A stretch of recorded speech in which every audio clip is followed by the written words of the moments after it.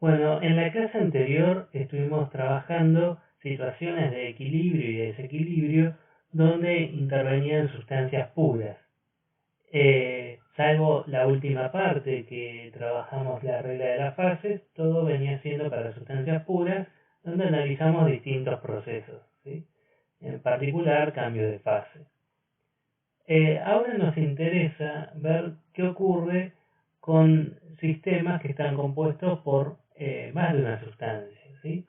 Y entonces el interés está en ver cómo responde ese sistema a cambios en la composición interna. Entonces, todo nuestro estudio del equilibrio químico está basado en ver lo que sucede con el potencial químico, ¿sí? Entonces, justamente vamos a tener que hacer cálculos con el potencial químico donde intervenga la composición, ¿sí? Entonces vamos a derivar algunas ecuaciones para sistemas ideales que nos van a permitir calcular el potencial químico o cambios en el potencial, y entonces esas ecuaciones van a depender de una cierta temperatura, presión y de la composición, y luego vamos a adaptar esas ecuaciones al estudio de sistemas reales. Entonces, como decía hace un ratito, vamos brevemente a ver con qué ecuaciones estuvimos trabajando, que son importantes para esta parte de la unidad. Bueno, nosotros inicialmente trabajando con sustancias puras, habíamos derivado esta relación para el diferencial de la energía libre de Gibbs, que nos decía que el diferencial es igual al volumen diferencial de presión menos la entropía diferencial de temperatura, y esa expresión la comparábamos con la diferencial que se obtiene matemáticamente, ¿sí? Dado que la energía libre de Gibbs admite una diferencial exacta. Entonces, de la comparación de esas dos ecuaciones, habíamos visto que la derivada parcial de G respecto de la presión a temperatura constante es el volumen, y la derivada parcial de G respecto de la temperatura a presión constante es menos la entropía. Luego vimos que para sustancias puras, en particular, el potencial químico es igual a la energía libre de Gibbs molar, ¿sí? Donde vimos esta relación en la clase anterior. Entonces, esas expresiones anteriores las podemos reescribir. En lugar de escribir la energía libre de Gibbs, escribimos la energía libre de Gibbs para un mol, o sea, la energía libre de Gibbs molar, que para la sustancia pura es igual a el potencial químico, entonces directamente escribimos acá el potencial químico. Y entonces la derivada parcial del potencial químico respecto a la presión a temperatura constante nos da el volumen molar, ¿sí? Y lo mismo para la derivada del potencial químico respecto a la temperatura a presión constante, que nos da menos la entropía molar, ¿sí? Entonces, bueno, con esas ecuaciones es que vamos a derivar cómo calcular el potencial químico. Entonces vamos a arrancar con el sistema más sencillo con el que podemos trabajar, que es un gas ideal puro. Entonces aplicamos una de las ecuaciones que vimos en la diapositiva anterior, que nos dice que la derivada parcial de potencial químico respecto a la presión a temperatura constante es el volumen molar, ¿sí? Entonces, a temperatura constante, el diferencial del potencial químico es igual al volumen molar por diferencial de la presión, ¿sí? Entonces, nos interesaría calcular cómo es el cambio del potencial químico, o sea, el delta del potencial químico, con el cambio en la composición, ¿sí? Ese era nuestro objetivo. Y para los gases, la presión es una buena medida de la composición, ¿sí? Es una buena medida de la cantidad, ¿sí? Siempre para el trabajo con gases se trabaja con presiones en lugar de concentraciones. Entonces, queremos saber cómo cambia el potencial entre dos presiones distintas, ¿sí?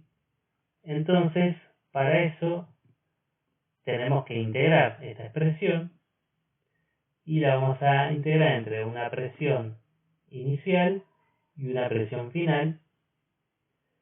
Y entonces, para el lado izquierdo de esa ecuación, eso nos da el potencial a la presión en cuestión, menos el potencial a esa presión cerito, y del otro lado lo dejamos escrito igual, ¿sí?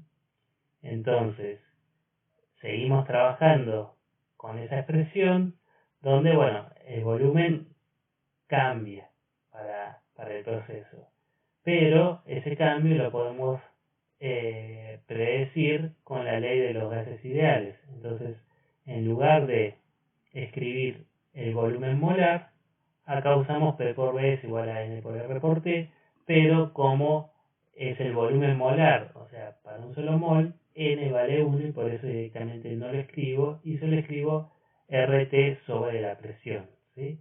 Y bueno, acá pasé del otro lado, del lado derecho, este potencial cerito que antes aparecía a la izquierda, ¿sí?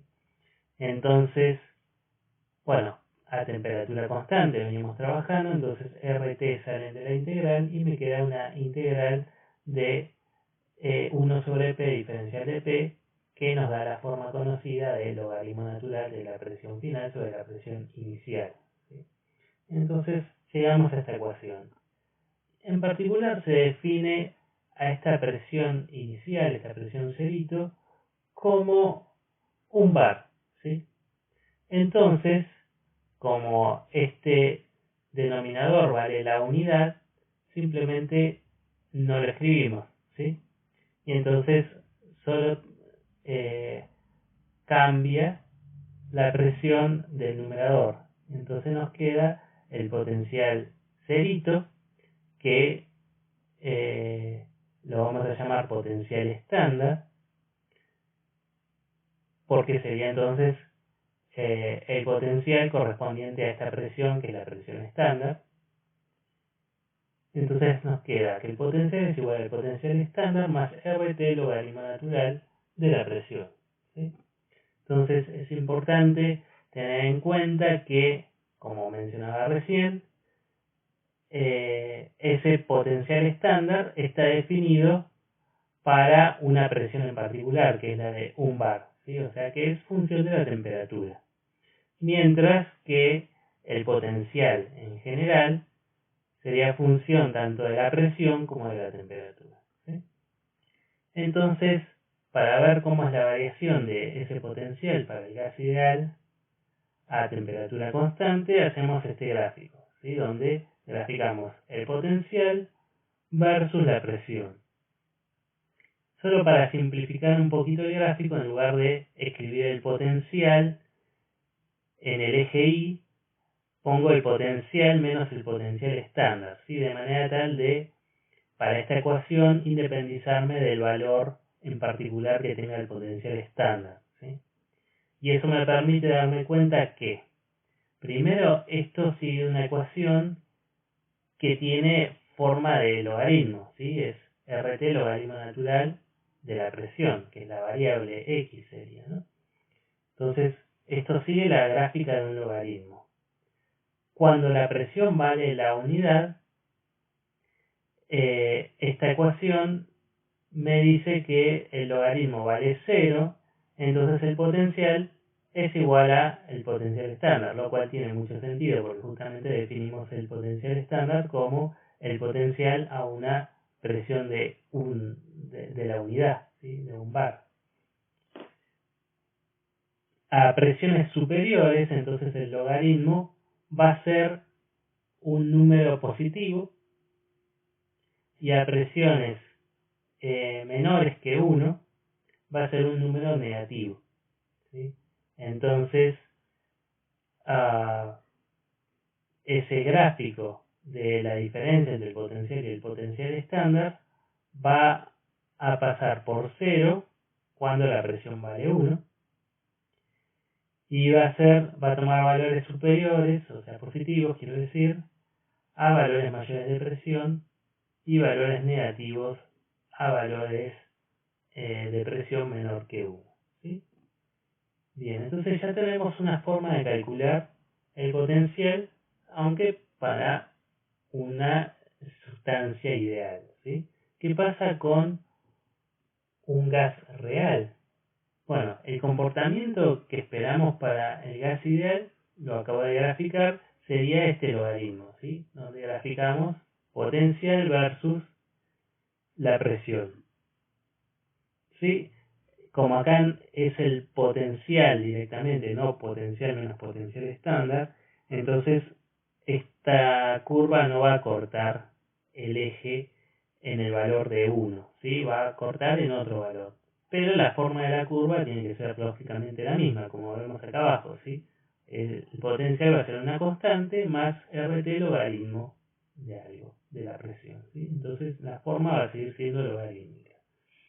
¿Qué pasa con un gas real?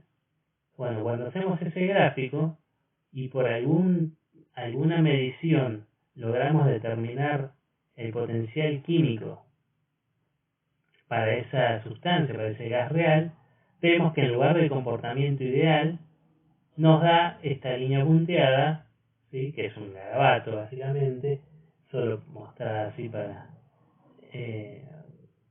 un propósito de ejemplificar, ¿sí? No es una sustancia en particular, pero bueno, los gases reales siguen más o menos este patrón, ¿sí?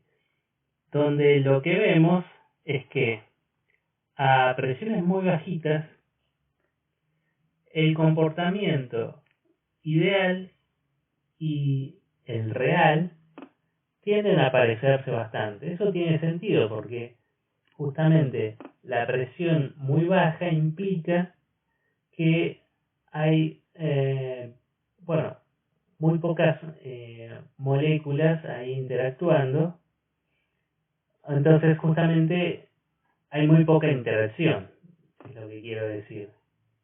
Entonces eso se parece más a la situación de un gas ideal, que justamente son masas puntuales que no interactúan. A medida que la presión va aumentando, entonces ya las moléculas empiezan a ver más entre sí y entonces empieza a haber un componente de potencial de atracción que provoca la desviación respecto del comportamiento ideal.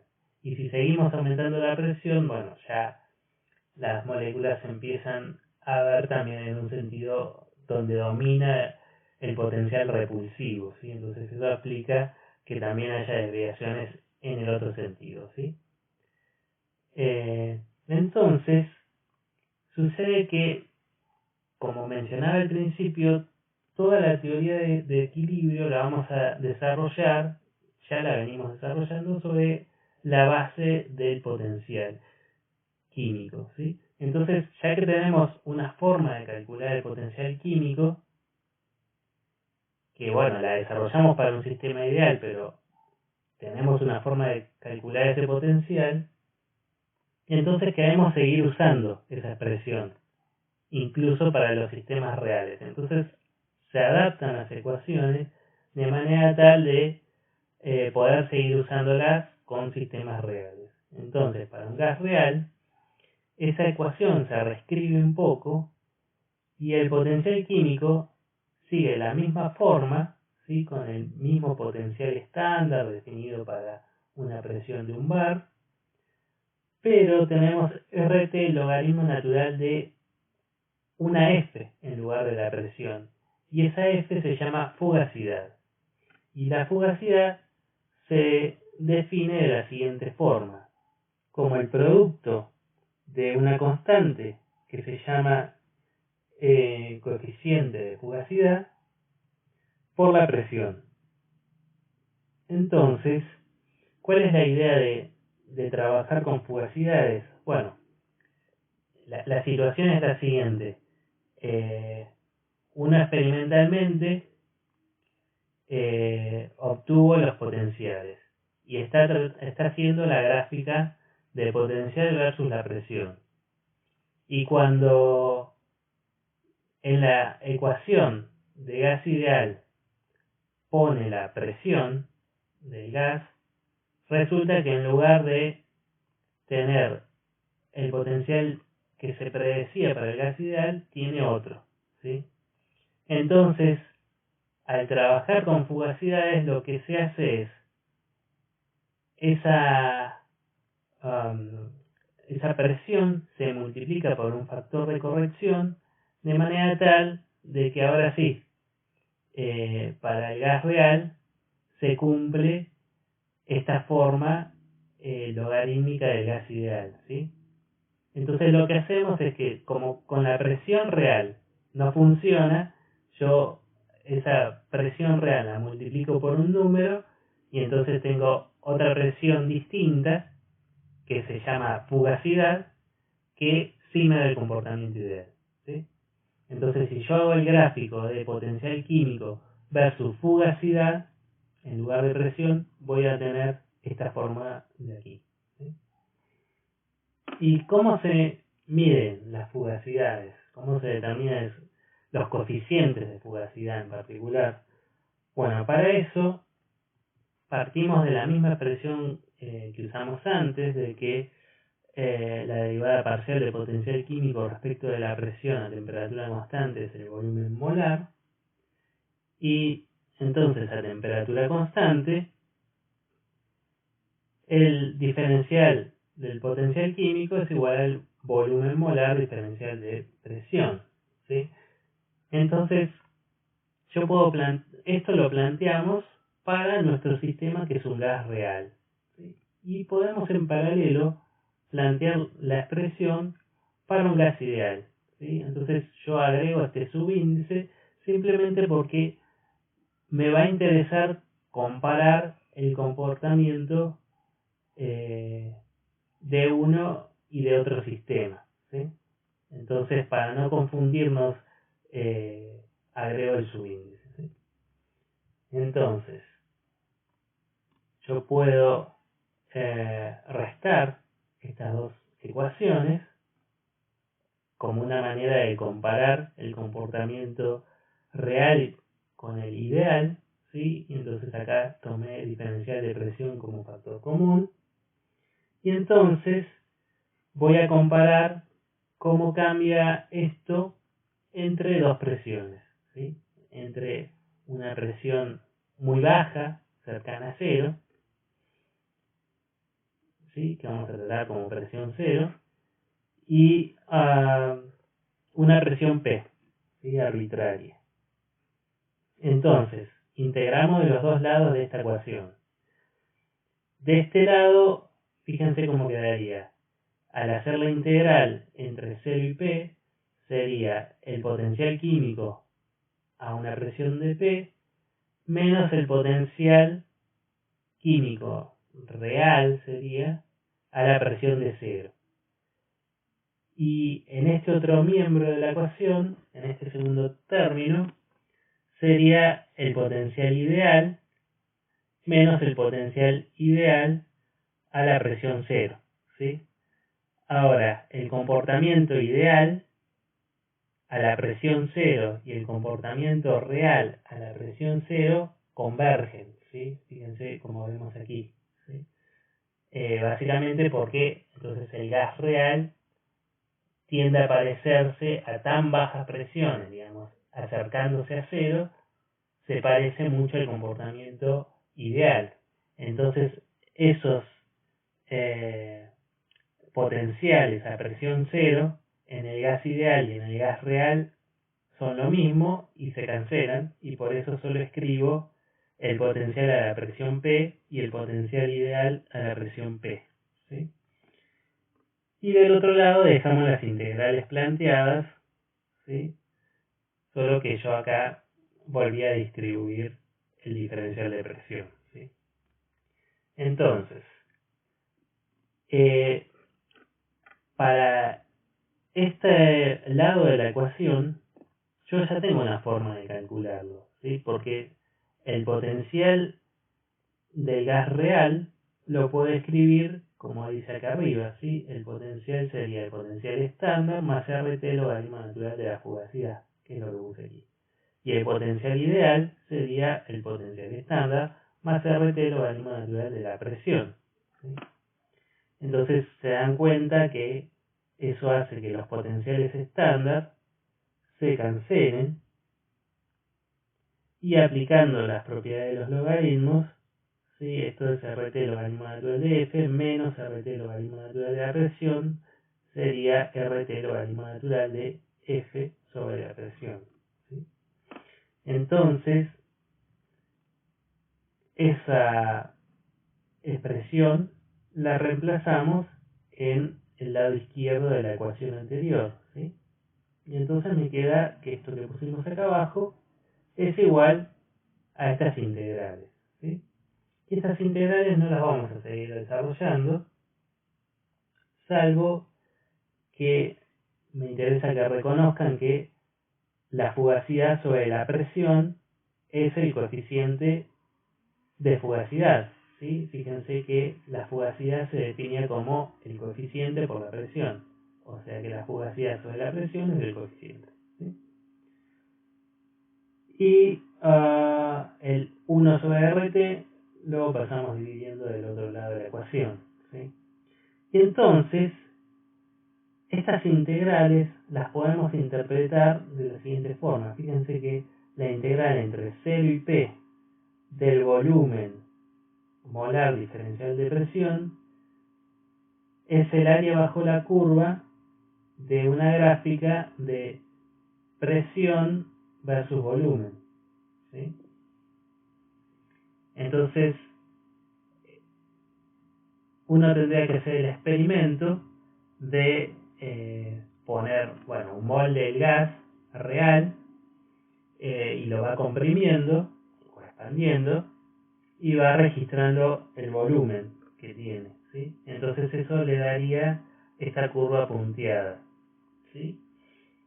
Y eso lo hace entre una presión P y una presión cercana a cero, casi cero, ¿sí? Y entonces esa integral es el área bajo la curva de, bueno, de esa curva justamente, o sea, desde acá hasta la base, hasta el eje, ¿sí? Y la otra integral es el área bajo la curva de una isoterma, sería, ¿sí?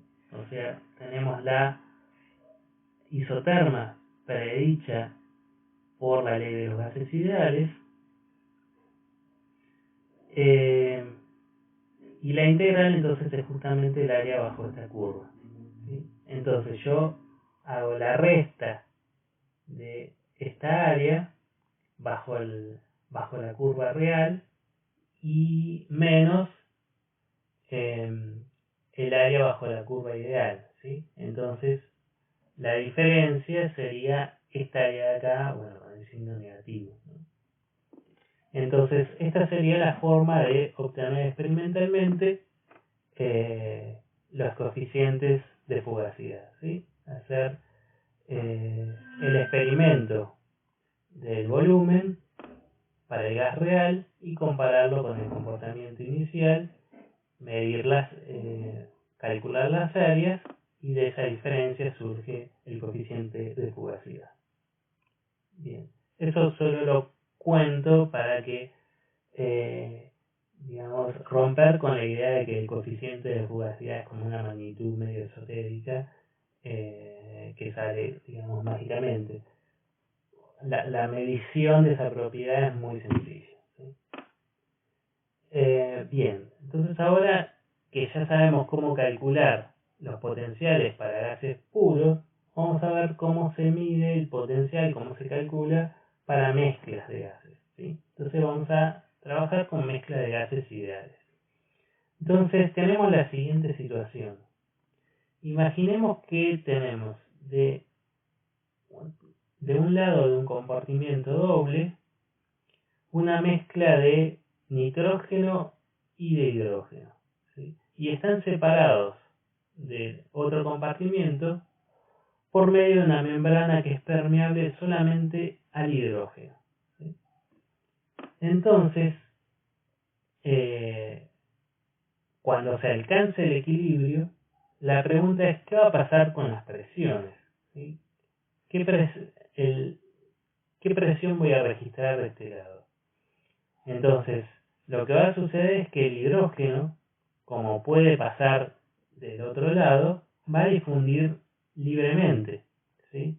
El nitrógeno no, se va a tener que quedar de este compartimiento. Y entonces, ¿qué va a pasar con el hidrógeno? Bueno, si suponemos que es un gas ideal, entonces va a difundir hasta distribuirse de manera uniforme, ¿sí? Porque básicamente al hidrógeno le da lo mismo si está de este lado con el nitrógeno o si está del otro lado con solo hidrógeno, ¿sí? Entonces simplemente se distribuye uniformemente, que es lo que esperamos que vaya a pasar. Y entonces, ¿qué pasa con las presiones? Bueno, de este lado vamos a tener hidrógeno puro y la presión que yo mido de este lado del compartimento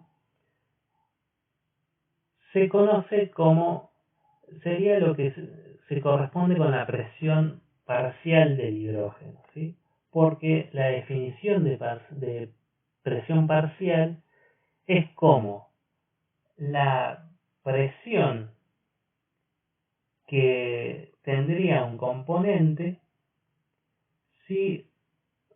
un componente de una mezcla si estuviera ocupando el mismo volumen solito, ¿sí? Entonces, si acá los dos compartimentos tienen el mismo volumen, entonces la cantidad es la misma, y de este lado está ocupando todo el volumen, ¿sí? Entonces eso se corresponde con la definición de presión parcial.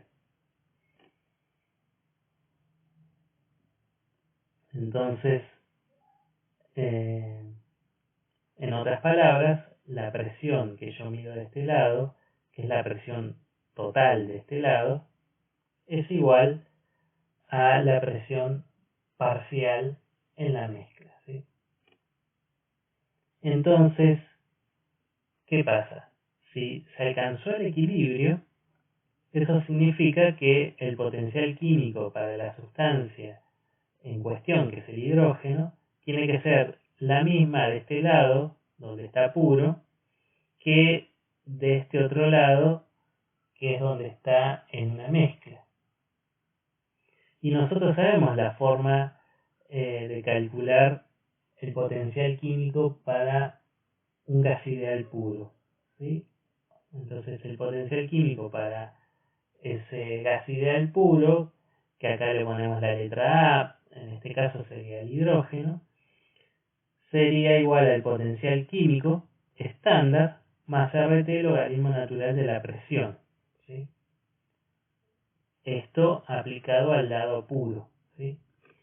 Pero eso tiene que ser igual al potencial químico de este otro lado, que es donde está en la mezcla, ¿sí? Entonces, para la mezcla, el potencial químico lo voy a escribir de la misma forma exactamente, ¿sí? Solo que en lugar, entonces, de estar aclarando que la presión sería la presión del lado donde está puro, escribo la presión con un subíndice que denota la presión parcial, ¿sí? Entonces sería la presión que tiene ese componente del lado donde está en la mezcla, ¿sí? Entonces lo que podemos reconocer es que la expresión es la misma, solo que en lugar de usar la presión total, escribo la presión parcial. Y solo para simplificar un poco y sacarnos de encima los subíndices y hacer las ecuaciones más breves, acá el superíndice de mezcla no lo voy a escribir más, entonces solo lo voy a escribir de esta forma. Y vamos a generalizar, en lugar del componente A vamos a poner cualquier componente I, ¿sí?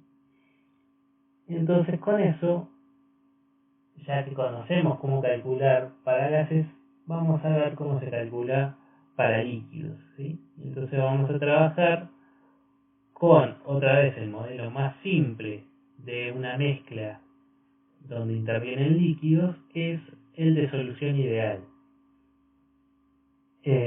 Una solución ideal macroscópicamente se define de esta forma, ¿sí? Se dice que una solución ideal es aquella en la que todos sus componentes cumplen con esta ley que se llama ley de Raoult, que nos dice que la presión parcial para uno de esos componentes es igual a la presión de vapor que tendría ese componente si estuviera puro por la fracción molar que tiene ese componente en el líquido. A ver, eso lo podemos imaginar de la siguiente manera. Tenemos un recipiente cerrado, donde hay un componente que es volátil, ¿sí? Entonces, ese componente, si uno introduce la fase líquida en el compartimiento, en el recipiente evacuado, ¿sí? Pasa un cierto tiempo y entonces moléculas del componente volátil que estaban en la fase líquida ganan energía suficiente como para vencer las interacciones intermoleculares que las mantienen en la fase líquida y pasan a la fase gaseosa, ¿sí? Entonces, la presión que registramos de esa fase gaseosa es lo que se conoce como presión de vapor, ¿sí? Entonces, si la sustancia está pura, la presión de vapor que medimos es la presión de vapor del componente puro, que es lo que anotamos con este cerito, ¿sí?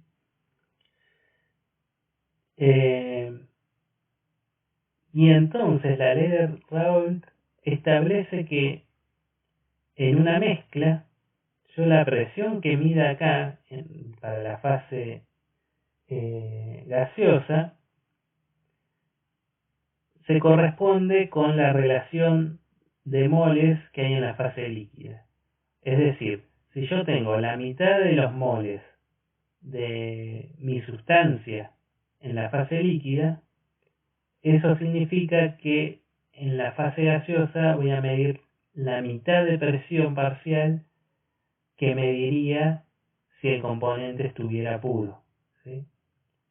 Si en la fase líquida tengo un tercio de mi componente, entonces la presión que voy a medir va a ser un tercio de la que tendría si estuviera puro, ¿sí? Entonces eso me relaciona la composición en la fase líquida con la composición en la fase gaseosa.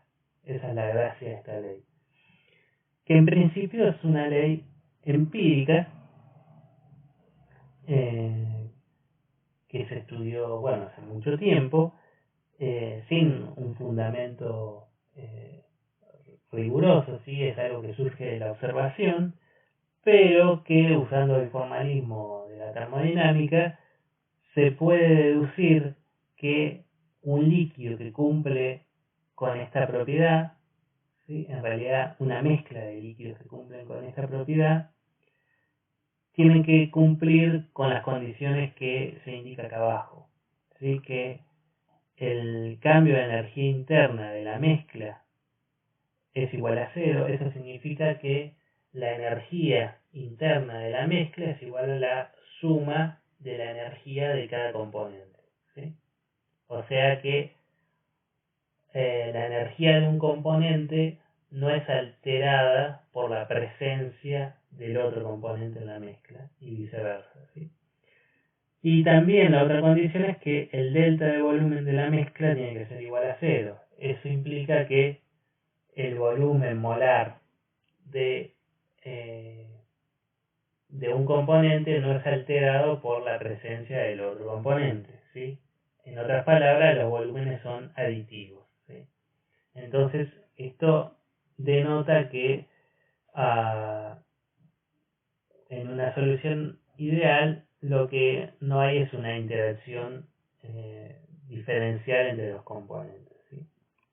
Entonces, siguiendo esta expresión, si uno grafica la presión parcial en función de la fracción molar en el líquido para uno de los componentes, lo que vería sería esto que está acá, ¿sí? Esto me describe la ecuación de una recta dependiente igual a presión del componente puro, presión de vapor del componente puro. Entonces vemos acá esa recta con esa pendiente igual a la presión del componente puro, ¿sí?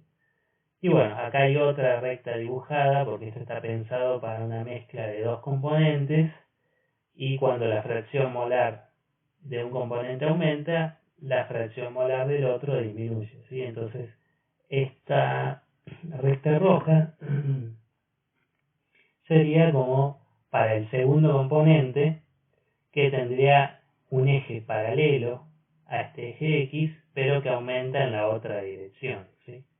Entonces, si vemos este gráfico de derecha a izquierda, vemos también una pendiente que va aumentando, una recta que va aumentando con pendiente igual a la presión de vapor del componente puro 2, ¿sí? Desde un punto de vista molecular, entonces esas condiciones que mencionaba acá implican que las interacciones entre las moléculas de los distintos componentes son iguales a las interacciones entre las del mismo componente, ¿sí? O sea, todas interactúan iguales. Y eso se da entonces en sustancias que son muy similares desde el punto de vista molecular, como este es el caso del benceno y tolueno, que obedecen bastante bien ese comportamiento, ¿sí? Entonces, la idea es deducir cómo es la forma del potencial para el líquido bajo este modelo de solución ideal. Entonces, si es un líquido que está en equilibrio con una fase gaseosa o de vapor, entonces el hecho de que estén en equilibrio implica que los potenciales químicos para ese componente en las dos fases tienen que ser iguales. Y la forma de escribir un potencial químico para una fase gaseosa ya la conocemos, ¿sí? Es la que está puesto acá abajo. Sería el potencial a la presión estándar más RT, logaritmo natural de la presión parcial de ese componente, ¿sí? Entonces esto, que es la forma del potencial químico de una fase gaseosa, tiene que ser igual al potencial químico de la fase líquida, ¿sí? Entonces usamos lo que ocurre en la fase gaseosa como una especie de sonda, como algo que nos reporta el comportamiento en la fase líquida, ¿sí? Y entonces la expresión esta nos da entonces el potencial químico para la fase líquida, pero está en función de propiedades que son de la fase gaseosa, ¿sí? Porque esto es una presión de la fase gas, ¿sí? Y nosotros queremos tener una expresión que nos hable de la composición de la fase líquida, ¿sí? Entonces, para hacer eso, esta presión la reemplazamos por lo que surge de la ley de Raoult, ¿sí? Entonces, en lugar de escribir presión parcial, escribimos presión del componente puro por la fracción molar en el líquido. Entonces, hacemos ese reemplazo y usamos la ley de los logaritmos, de que el logaritmo de un producto es igual a la suma de los logaritmos, entonces nos queda así escrito, ¿sí? Y acá podemos reconocer que hay dos términos que son independientes de la composición, ¿sí? Porque esta es la presión de vapor del componente puro, ¿sí? Que es un número, dado a una cierta temperatura es un valor, y este era el potencial en presión estándar, que también es un número, ¿sí? Entonces esos dos componentes son independientes de la composición y los vamos a agrupar, ¿sí? Bajo el nombre de potencial químico estándar de la convención 1, que vamos a representar con este simbolito, ¿sí? Entonces tenemos toda esta parte que es independiente de la composición, mientras que tenemos esta de acá que sí es dependiente de la composición, ¿sí? Porque está la fracción molar. Y entonces esa ecuación la vamos a reescribir de esta forma, como que el potencial químico en el líquido es igual al potencial estándar de la convención 1 más CRT logaritmo natural de la composición, en este caso la fracción molar de la fase líquida, ¿sí?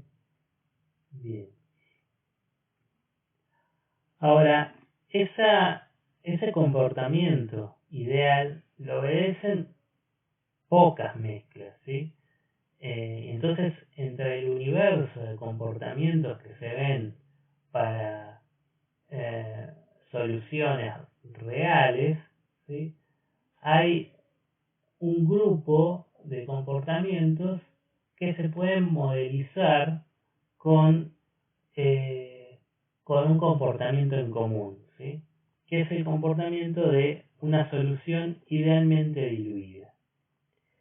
Esa solución idealmente diluida macroscópicamente se define de esta forma, como aquella en la cual el solvente cumple con la ley de Raoult y los solutos cumplen con la ley de Henry. Que la ley de Henry es parecida a la de Raoult en el sentido de que nos dice que la presión parcial es igual a una constante por la fracción molar en el líquido, pero lo que cambia es esa constante. En la ley de Raoult, esa constante era la presión de vapor del componente puro.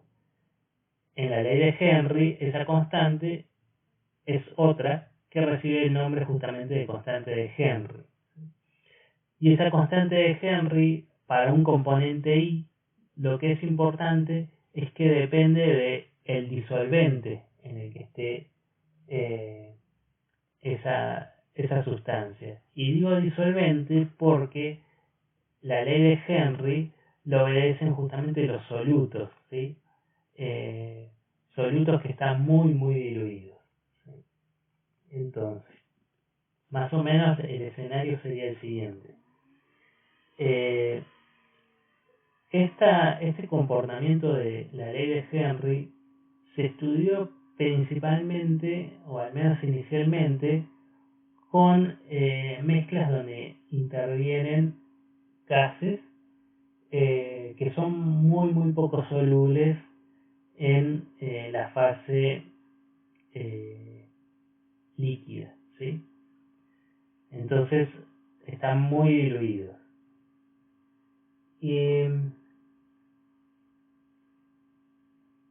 Y entonces lo que se observó es lo que se muestra en este gráfico, ¿sí? Justamente como se empezó a estudiar con gases, por eso acá está puesto como ejemplo, dice fracción molar de un gas, pero en términos generales, ¿sí? Nosotros no restringimos nuestra discusión a los gases, entonces vamos a hablar de, para este eje sería la fracción molar del componente I en el líquido, ¿sí? Para una sustancia que puede obedecer el comportamiento de Henry en unas ciertas condiciones, ¿sí? Entonces, para esas soluciones se vio que la presión parcial que se registraba para esos componentes seguía este comportamiento dado por esta línea gruesa, ¿sí? El comportamiento ideal predicho por la ley de Raoult sería la línea, la recta, esta que aparece acá continua, ¿sí? Donde nuevamente eso venía de que la ley de Raoult nos decía que la presión parcial era igual a una constante, que es la presión de vapor del componente puro por la fracción molar. Entonces, esto era una recta dependiente igual a la presión de vapor del componente puro. Entonces, lo que se veía es que cuando la fase líquida estaba muy enriquecida en el componente en cuestión, entonces el comportamiento ideal predicho por la ley de Raoult y el comportamiento real se parecían bastante, ¿sí? O sea que cuando la fracción molar del compuesto es alta, se puede decir que esa sustancia obedece el comportamiento de Raoult, ¿sí? Y cuando la fracción molar es muy alta, ¿eso qué significa? Significa que esa sustancia en la mezcla está actuando como el solvente, por eso es el componente mayoritario con una fracción molar cercana a 1, ¿sí? Entonces, justamente, actuando como solvente, obedece el comportamiento de Raoult. Pero en el otro extremo, cuando la fracción molar es muy bajita, vemos que el comportamiento real se aparta mucho del comportamiento ideal.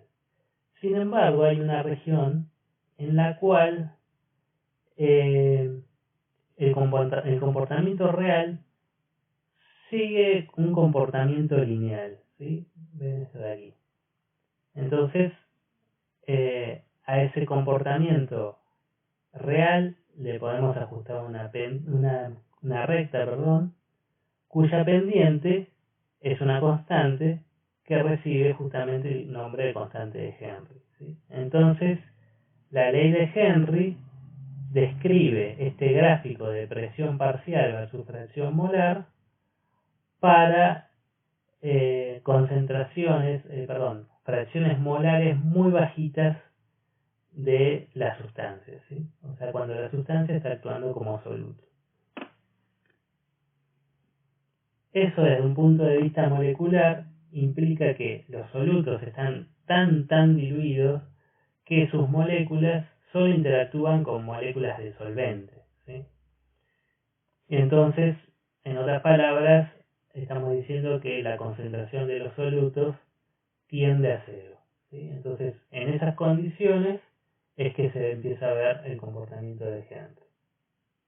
Entonces, de nuevo, ¿cómo deducimos el potencial químico para una fase líquida que obedece el comportamiento de Henry? Bueno, entonces es una fase líquida que está en equilibrio con la fase de vapor. Y para la fase de vapor, o sea, la fase gaseosa, nosotros sabemos cómo escribir el potencial químico, ¿sí? Como vimos hace un ratito, es igual al potencial químico estándar más RT logaritmo natural de la presión parcial. Entonces, esto, que es el potencial de la fase gaseosa, tiene que ser igual al potencial de la fase líquida, ¿sí? Entonces ya tengo mi forma de calcular el potencial de la fase líquida. El problema nuevamente es que esto está escrito en función de una propiedad de la fase gaseosa, que es la presión parcial. Entonces nosotros lo que queremos es algo que esté en función de la composición de la fase líquida. Entonces para eso aplicamos la ley de Henry y en lugar de escribir la presión, escribimos la constante de Henry por la fracción molar en el líquido. Entonces ponemos eso aquí, usamos otra vez la propiedad de los logaritmos y nos queda esta expresión de acá abajo, donde nuevamente reconocemos un término que depende de la composición y otros dos términos que son constantes, ¿sí? Que no dependen de la composición.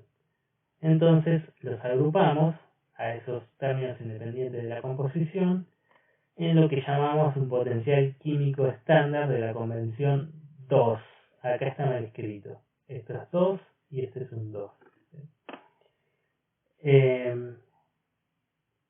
Y entonces la expresión nos queda que el potencial en el líquido es igual al potencial estándar de la convención 2 más RT logaritmo natural de la fracción molar en el líquido. Entonces ahí ya tenemos otra forma de calcular el potencial de una fase líquida, pero que se desvía del comportamiento ideal predicho por la ley de Raoult y obedece otro comportamiento ideal predicho por la ley de Henry.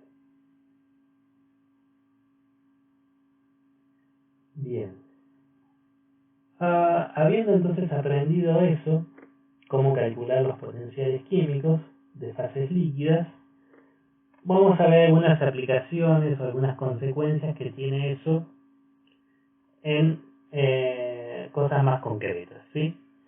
Y eso lo vamos a ver a través del estudio de lo que se llaman propiedades coligativas. Las propiedades coligativas, como dice aquí, son propiedades que aparecen como consecuencia de la disminución del potencial químico del disolvente de una solución, ¿sí? O sea, la disminución respecto de el componente puro, ¿sí? Y esas propiedades son la disminución de la presión de vapor, el aumento ebullioscópico o aumento de la temperatura de ebullición, el descenso crioscópico, o lo que es lo mismo el descenso de la temperatura de fusión, y la presión osmótica. Y esas propiedades dependen de la cantidad total de partículas disueltas y no de su identidad. Eso significa que, por ejemplo, si yo quiero ver el efecto de el cloruro de sodio sobre en una fase acuosa, o sea, por ejemplo, ¿qué pasaría con 0,01 molar de cloruro de sodio? Yo sé que con la disolución, ese 0,01 molar de cloruro de sodio me produce 0,01 moles de de cloruro y lo mismo de sodio, ¿sí? Entonces la concentración va a ser 0,02 molar de partículas, ¿sí? Entonces es esa concentración de partículas la que tengo que tener en cuenta en todo el estudio de las propiedades coligativas, ¿sí? No separamos por la identidad. Y bueno, todas las deducciones que vamos a hacer van a partir de un modelo de solución ideal, ¿sí? Estas ecuaciones de todas formas se pueden adaptar para para el otro modelo y también para situaciones reales, cosa que no vamos a ver en el curso, ¿sí? Pero vamos a deducirlas a partir del comportamiento ideal. Entonces, la primera de esas propiedades es el descenso de la presión de vapor. Entonces, para hacer la deducción, vamos a suponer que tenemos una solución de un soluto no volátil, o sea que no va a pasar a la fase gaseosa, y el solvente que vamos a estudiar cumple con la ley de Raoult. Entonces, el descenso en la presión de vapor sería ese delta de la presión de vapor del disolvente, que sería la presión que tiene estando puro menos la presión en la mezcla, en la solución. Y entonces, esta presión, asumiendo el comportamiento de la ley de Raoult, o sea, un comportamiento de solución ideal, la podemos escribir como la presión del componente puro por la fracción molar que tiene en el líquido, ¿sí? Entonces hacemos el reemplazo en la ecuación anterior y vemos claramente que podemos sacar factor común la presión de vapor del componente puro y nos queda 1 menos la fracción molar del disolvente. Y 1 menos la fracción del disolvente es igual a la fracción del soluto, ¿sí? Entonces nuestra ecuación final queda de esta forma. Entonces esta es muy sencilla. Pasamos entonces a las siguientes propiedades coligativas, pero antes de eso me interesa que reconozcamos cuál es el fundamento termodinámico de estas propiedades y cómo aparecen. Entonces para eso, como venimos trabajando en toda la unidad, vamos a basarnos en el concepto de potencial químico, ¿sí? Entonces habíamos visto en la clase anterior que a presión constante podemos hacer estos diagramas de potencial químico de una sustancia en función de la temperatura. Entonces eso nos daba distintas curvas que habíamos visto que razonablemente las podríamos considerar rectas, que bueno, tiene una pendiente igual a menos la entropía, ¿sí? Molar. Entonces eso me daba la pendiente en cada punto para las distintas fases. Y bueno, como la entropía molar de un gas es mayor que la de un líquido, por eso su pendiente es mucho más pronunciada. Y lo mismo al comparar líquido con sólido, ¿sí? Las intersecciones representaban los puntos de equilibrio, ¿sí? Son cuando los potenciales químicos de las dos fases son iguales. Entonces tenemos el equilibrio de las dos fases, en este caso sólido y líquido, o sea que ese equilibrio es la fusión y la temperatura correspondiente es la temperatura de fusión. Lo mismo con el equilibrio líquido-gas, ¿sí? Y esto me definía la temperatura de ebullición. Entonces, ¿cuál es el efecto que tiene el hecho de que ahora el líquido forme parte de una solución? ¿Sí? Bueno, eso lo podemos ver con la expresión del potencial químico que dedujimos hace un ratito. El potencial químico en la fase líquida sería igual al potencial químico estándar más RT logaritmo natural de la fracción molar, ¿sí? Y la fracción molar es un número que va entre 0 y 1, ¿sí? Entonces, si vale 1, significa que el componente está puro, ¿no? Y entonces el potencial que yo veo es el componente, es el potencial estándar, ¿sí? No nos importa. Lo que nos interesa son las fracciones molares menores que 1, ¿sí? Que es cuando el componente está formando parte de una solución.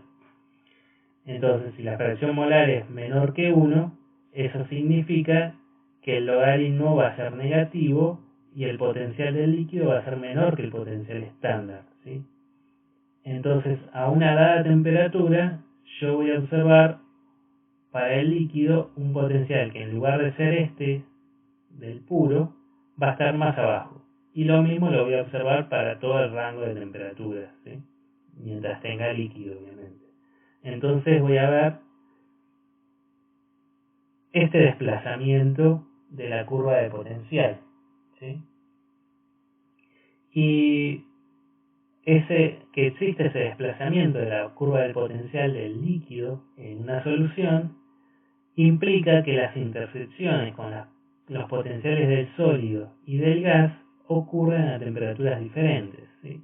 Entonces vemos que acá la intersección sólido-líquido-solución se da a una temperatura inferior. Eso me predice que va a haber en la solución una disminución de la temperatura de fusión, o sea, de ascenso crioscópico, se llama la propiedad. Y en el caso de la intersección gas-líquido, se va a dar a una temperatura mayor, ¿sí? O sea que hay un aumento de la temperatura de ebullición, un aumento ebullioscópico, se llama la propiedad, ¿sí? Una cosa a considerar es que estamos suponiendo que el soluto, o sea, el otro componente, quiero decir, de la mezcla es no volátil, ¿sí? Entonces no va a contribuir a la fase gaseosa, por ende la fase gaseosa está pura, ¿sí? En el componente I en cuestión, ¿sí? Entonces el hecho de que esté en una mezcla o que esté puro en la fase gaseosa va a ser la misma en ambos casos, ¿sí? Entonces por eso esta curva no se mueve. Y las fases sólidas las podemos considerar también puras, porque digamos a medida que un líquido en una solución, el solvente, se va congelando, se va depositando, digamos, el sólido puro, ¿sí? Entonces esta curva tampoco se va a mover.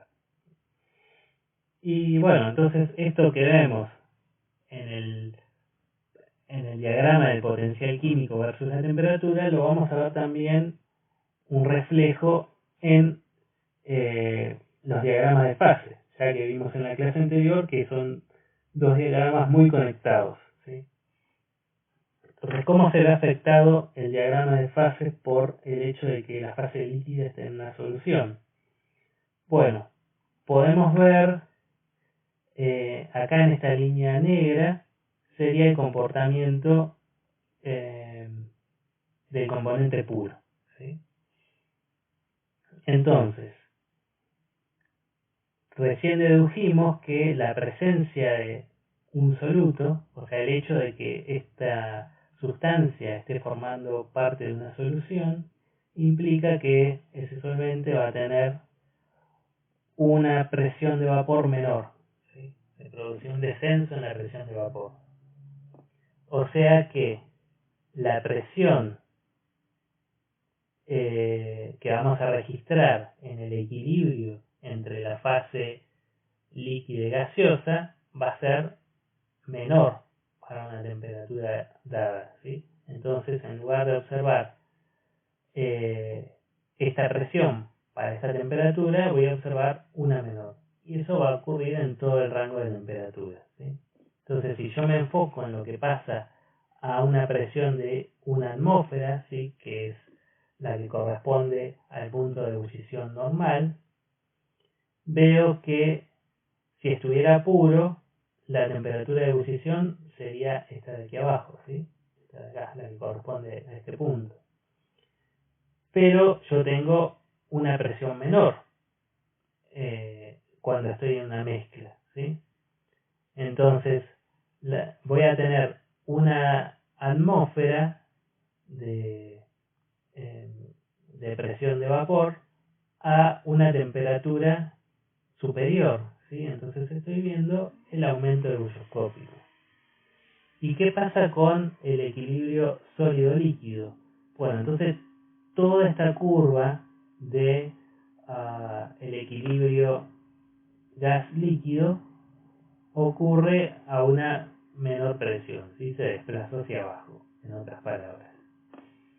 Y entonces la intersección de esta curva con la del equilibrio sólido-gas se da a una temperatura diferente, ¿sí? O sea que el punto triple se desplaza, ¿sí? Este punto triple de acá, en lugar de ocurrir en esta temperatura y presión, ocurre a otra temperatura y presión, ¿sí? Y ese punto triple es el punto siempre de nacimiento o de bifurcación de la rama líquido-gas y líquido-sólido, ¿sí? Entonces, en particular, la rama líquido-sólido va a moverse más o menos paralela hacia la izquierda, ¿sí? Entonces vemos que la temperatura de fusión, ¿sí?, si vamos aquí arriba, en lugar de ocurrir a una atmósfera en esta condición, a una atmósfera voy a encontrar el equilibrio líquido-sólido a una temperatura inferior, ¿sí? Es decir, que estoy registrando un descenso de la temperatura de fusión, o sea, descenso higroscópico, ¿sí? O sea, eso sería entonces un reflejo en el diagrama de fases de lo que ocurre en el potencial que vimos aquí.